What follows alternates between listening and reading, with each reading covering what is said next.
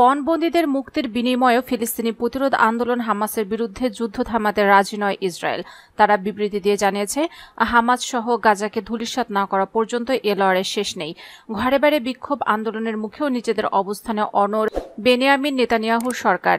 রাগে ফুঁসকে তার দেশের মানুষ তেল আবিবের ডেমোক্রেসি স্কোয়ার সামনে আজ জড়ো হন হাজার হাজার মানুষ। তাদের দাবি, হামাসের হাত থেকে ইসরায়েলি বন্দীদের মুক্তি চাই, সরকার বদল চাই।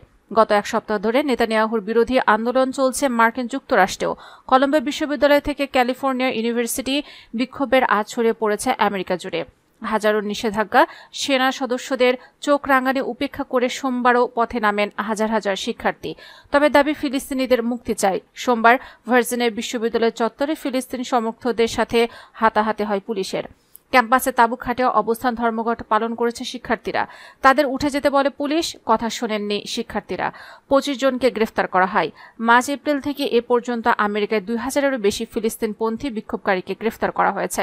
সোমবারও ভার্জিনিয়া বিশ্ববিদ্যালয়ে বিক্ষোভকারী শিক্ষার্থীদের ছত্রভঙ্গ করতে কাঁদানে গ্যাস ছোড়া হয়। অনেক ছাত্রছাত্রীর দাবি, মরিচের গুঁড়াও ছড়িয়েছে পুলিশ। এ ঘটনা প্রথম নয়। শিক্ষার্থীদের অনেকে তাই বিশেষ মুখোশ পরে বিক্ষোভ দেখিয়েছেন। ভার্জিনিয়া বিশ্ববিদ্যালয় কর্তৃপক্ষ অবশ্য এ নিয়ে দায় এড়িয়ে গেছেন। তাদের বক্তব্য, গ্রেফতার হওয়া 25 জনের মধ্যে কতজন তাদের শিক্ষার্থী সে বিষয়ে তারা নিশ্চিত নন। তেল আবিবের চিত্র ভিন্ন। 7 অক্টোবর দক্ষিণ ইসরায়েলে হামাসের হামলার পর চেঞ্জ জেনারেশন নামে একটি সংস্থা তৈরি হয়েছে দেশটিতে।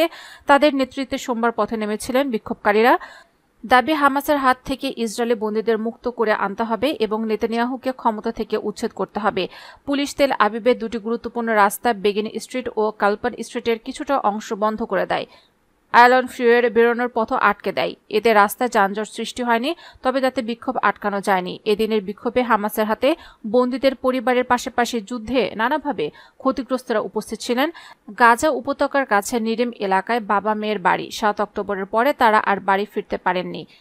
জনাথন শারমিজের ভাই অ্যালনকে ভুল করে হত্যা করেছিল ইসরায়েলি বাহিনী। তিনিও বিক্ষোভে অংশ নেন।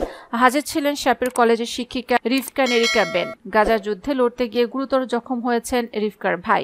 সকলেরই দাবি, পণবন্দীদের ফিরিয়ে আনতে হবে, যুদ্ধ থামাতে হবে, নেতানিয়াহু সরকারকে উচ্ছেদ করতে হবে।